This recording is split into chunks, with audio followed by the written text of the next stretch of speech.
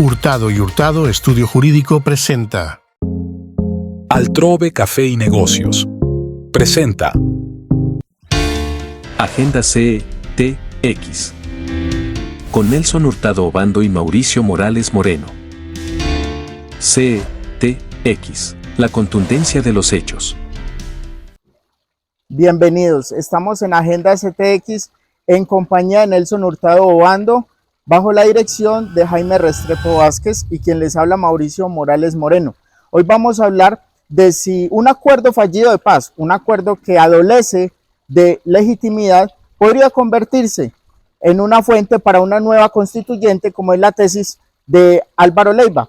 ¿Cómo estás, Nelson? Mauricio, muy bien. Usted, un saludo especial, pues no solamente a nuestro director Jaime Restrepo Vázquez de CTX, sino a toda nuestra audiencia que nos ha dado ese apoyo, ese soporte y que ha entendido que estamos en algo aportando a la cultura general y a discernir sobre los problemas que nos preocupan hoy en el país. Nelson, antes de entrar en propiedad en torno a este tema, lo que yo quiero preguntarte es, la no implementación de este acuerdo de paz fallido por demás de 2016, de los diálogos de La Habana con las FARC, ¿genera violencia en el país o esto hace parte también de la combinación de las formas de lucha que nos tienen acostumbrada la ultraizquierda?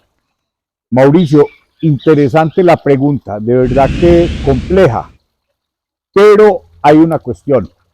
La Constitución del 91 fue una confluencia de diversas fuerzas irregulares y fuerzas que estaban en alguna medida perturbando el devenir, digámoslo, que dentro de lo normalizado de la sociedad colombiana, pero además fue una respuesta a exigencias que en ese momento se estaban haciendo a nivel global desde el punto de vista de trato de la dignidad humana, de los derechos fundamentales, de todas estas cosas, y se dio la coyuntura y se dio.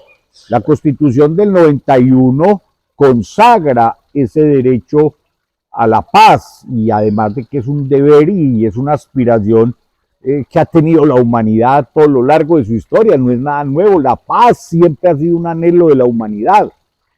¿Y qué pasa? La Constitución del 91, todavía seguimos en ese proceso de implementación y de desarrollo.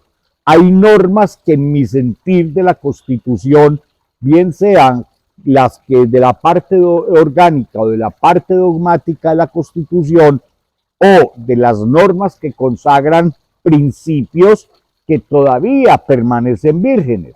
¿Por qué?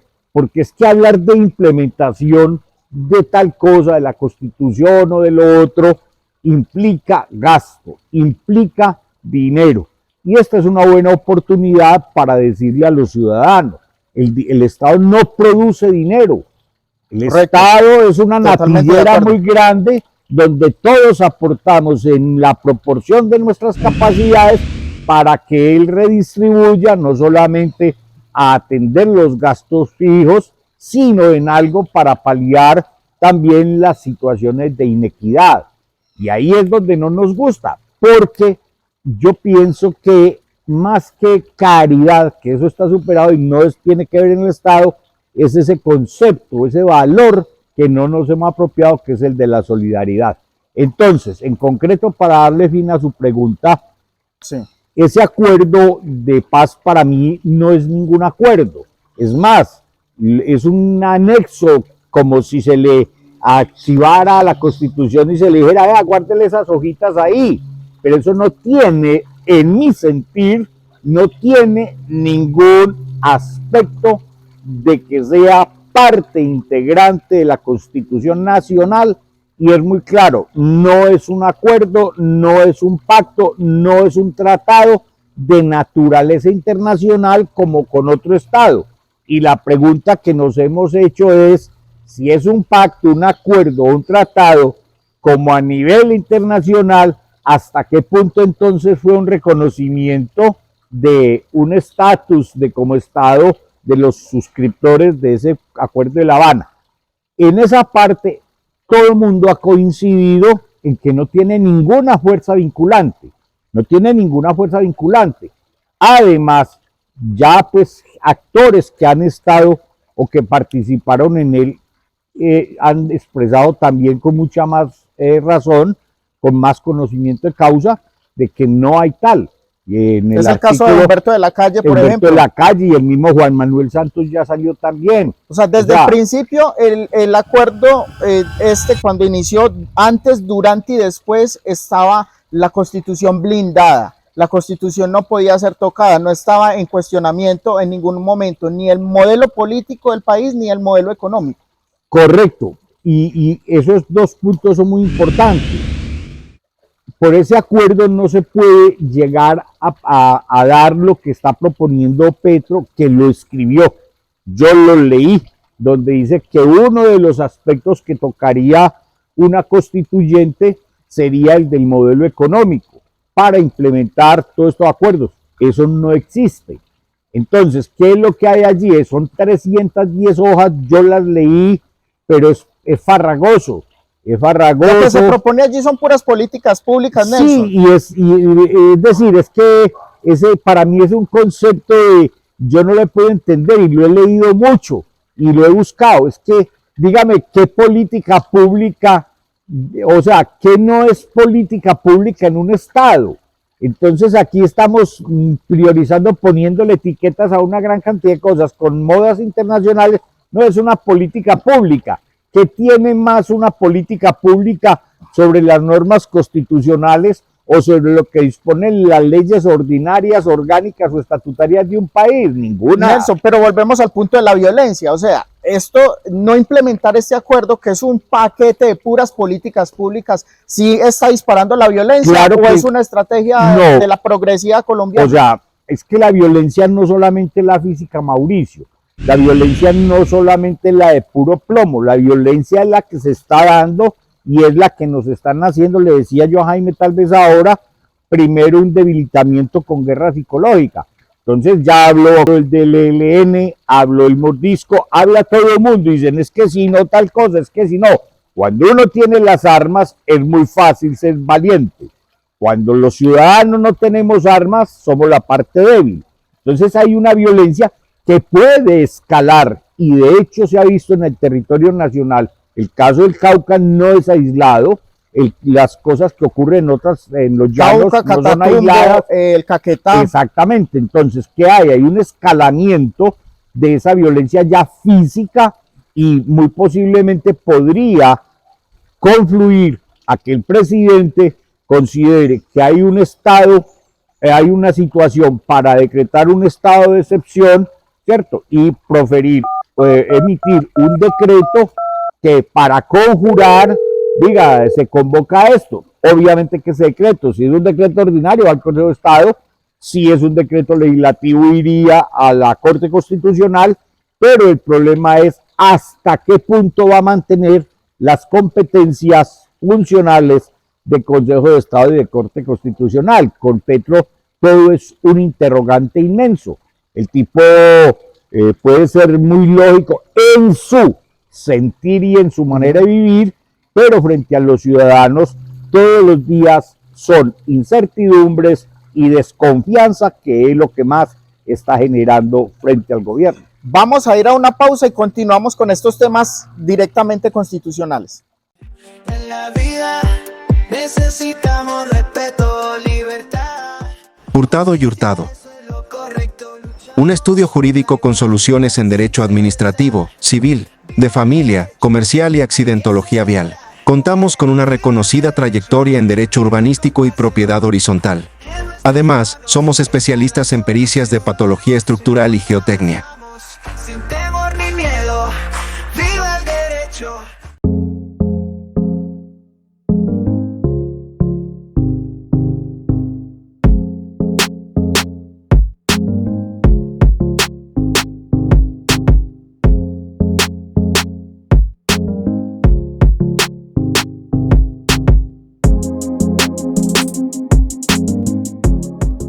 Altrove Café y Negocios, Carrera 65, número 2 A26, en Medellín, Colombia.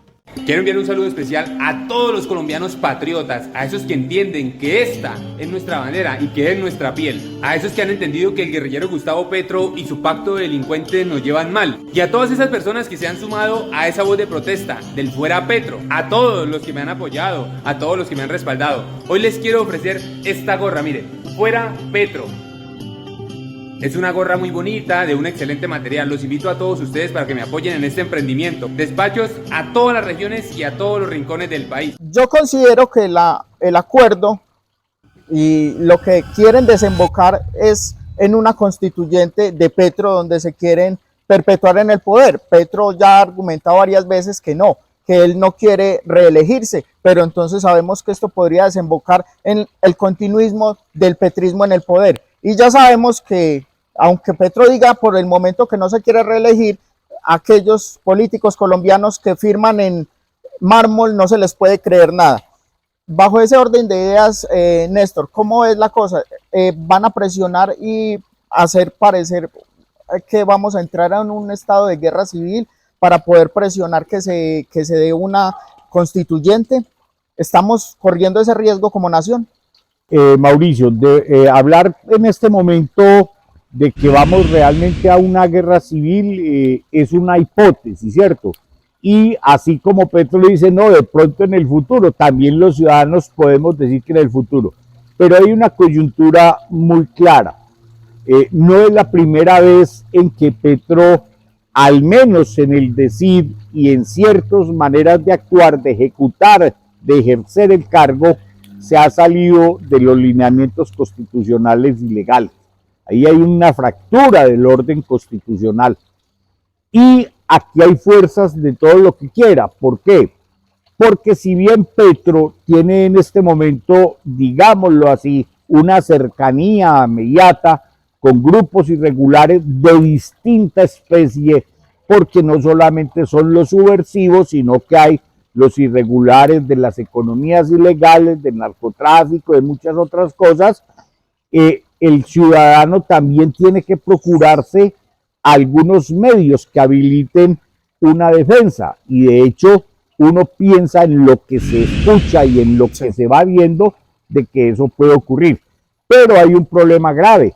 El artículo 216 y 217, inciso primero y segundos de ambos artículos de la Constitución, dicen muy claros cuál es el rol de las Fuerzas Armadas. Entonces, todavía la fe ciudadana, la convicción civilista nos dice, en último extremo, si hay fractura del orden constitucional y legal de Colombia, la salvaguarda de la democracia, de esa paz, de esa estabilidad de la forma de Estado que tenemos, de nuestro modelo económico, prácticamente no es que se la confiemos, sino que creemos todavía que son las Fuerzas Armadas el último recurso que le queda a una población que creemos sea la mayoría de demócratas que Pero queremos Nelson, vivir en siendo Colombia. las Fuerzas Armadas una garantía de la salvaguarda de la Constitución y de la democracia de Colombia, entró Petro directamente sacando a más de 100 generales y eso causa mucha preocupación entre la opinión pública.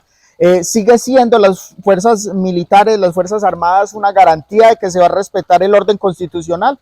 Como ciudadano, yo sigo creyendo en la institucionalidad de nuestras Fuerzas Armadas. Evidentemente que lo que hizo Petro fue una purga dentro del generalato de las Fuerzas Armadas, lo que han hecho todos los dictadores en toda parte, y nombran los propios, pero yo pienso que las Fuerzas Armadas siguen siendo leales a la patria y a la misión de honor que tienen frente a todos sus conciudadanos. Nelson, respecto a la implementación del acuerdo, yo lo veo así y mucha gente lo está viendo, se está dando cuenta que la implementación, la talanquera o el problema que tiene no es la Constitución de 1991, sino la falta de capacidad gerencial del actual mandatario, la falta de tener la capacidad de implementar como tal las políticas públicas que se suponen que vienen consagradas allí en ese acuerdo.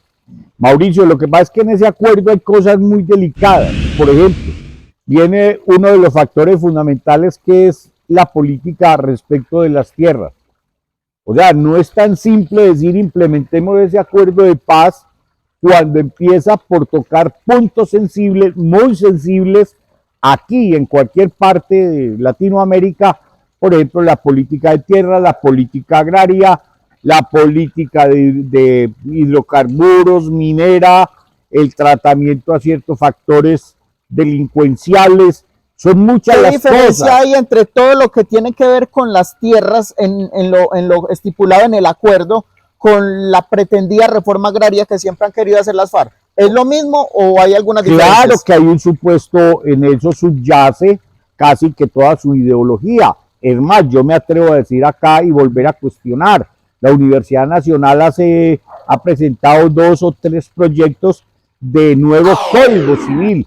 El primero y el segunda versión fueron un desastre, los archivaron en el Congreso, ya sacaron la tercera, no he podido estudiarla a fondo, pero allí había realmente la creación de unas ficciones jurídicas frente al derecho privado, pues de verdad cuestionables. Yo lo he dicho y tengo que volverlo a decir. ¿Cuáles son Yo no- esos apartes que más de pronto te generan escozor dentro de lo que llamas cuestionable? O sea, lo que pasa es que hay que entrar a hablar propiamente del Código Civil.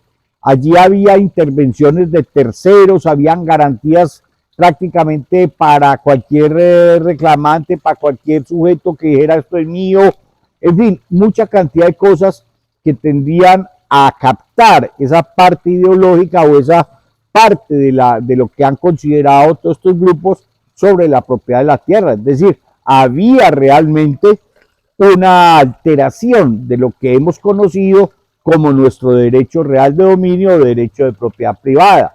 Ya pues eso será tema de otra cosa. Ahora acaban de sacar una tercera versión, dicen que es mejorada la Universidad Nacional. Yo no la conozco, pero son toda la ideología de ellos, clarísima. Nelson, finalmente, ¿qué opinas de esta jurisdicción agraria rápidamente para terminar? ¿Crees que ahí sí se va a hacer una repartición de tierras como ellos lo quieren hacer? Hay que esperar que ya se aprobó que le implementen y la reglamente. Jurisdicción agraria hemos tenido en Colombia, creo que esta es la tercera vez que hay una jurisdicción agraria. Viene desde la ley 161, creo que desde el 60 o desde antes. Y en un momento dado llega el mismo conflicto en que desaparece otra vez la jurisdicción agraria y quedamos en lo mismo. El problema de tierras es grave en Colombia. Y yo siempre he hecho la pregunta, ¿cuántas casas, cuántos apartamentos, cuántas hectáreas de tierra necesita un colombiano para vivir feliz y morir en paz? No lo saben. Listo, Nelson, muchísimas gracias por Feliz tu día. compañía. Esto ha sido Agenda CTX y continúen con nosotros. En CTX, la contundencia de los hechos.